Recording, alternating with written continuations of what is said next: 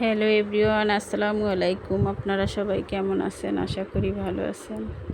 এই তো আজকে আমি রান্না করব। কি রান্না করব আপনাদের সঙ্গে শেয়ার করছি।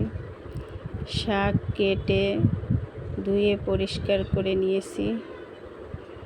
সাদা শাক ভাজি করব। ইফতারির জন্য বেগুন, ছোলা, এই তো ছোলা ভেজে নিচ্ছি।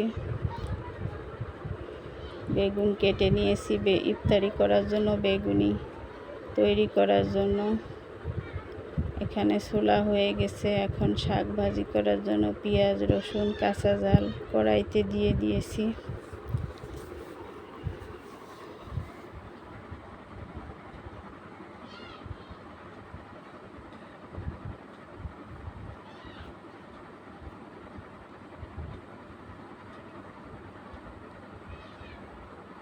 পেঁয়াজ রসুন ভাজা ভাজা হয়ে আসলে শাক দিয়ে দিয়েছি।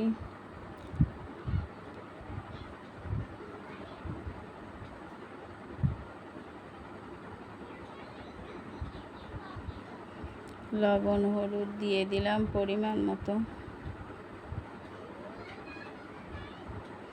শাকে চিংড়ি মাছ দিয়েছি।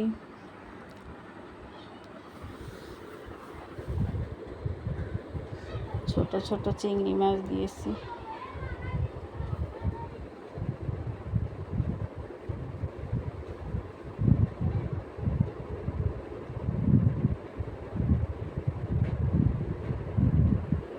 শাক ভাজি করা হয়ে গেছে। এখন আমি আর একটা রান্না করব, ডিম ভুনা করব। ডিম সিদ্ধ করে বেছে এই তো ভাজার জন্য কড়াইতে দিয়ে দিলাম, লবণ হলুদ দিয়ে দিলাম। ডিম ভাজা হয়ে গেছে। এখন ডিম ভুনা করার জন্য তেল দিয়ে পেঁয়াজ কুচি দিয়ে ভাজা ভাজা করে নিলাম। তারপর একটু পানি দিয়ে গুঁড়ো মশলা দিয়ে দিলাম।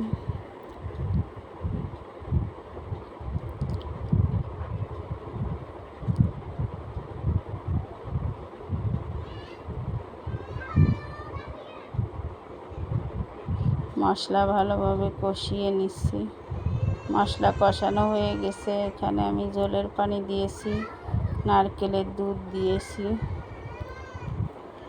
ডিম ভুনা করতে গেলে নারকেলের দুধ দিই আমরা। নারকেলের দুধ দিলে ডিমটা খেতে অনেক স্বাদ হয়।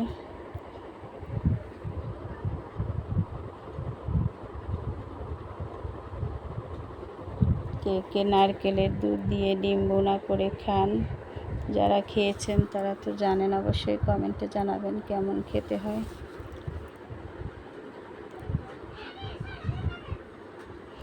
হয়ে গেছে আমার দুটো রান্না কেমন হয়েছে কমেন্টে জানাবেন। লাইক শেয়ার করে দিবেন। যারা নতুন এসেছেন তারা একটা সাবস্ক্রাইব করে দিবেন। আজ এ পর্যন্ত, আল্লাহ হাফেজ।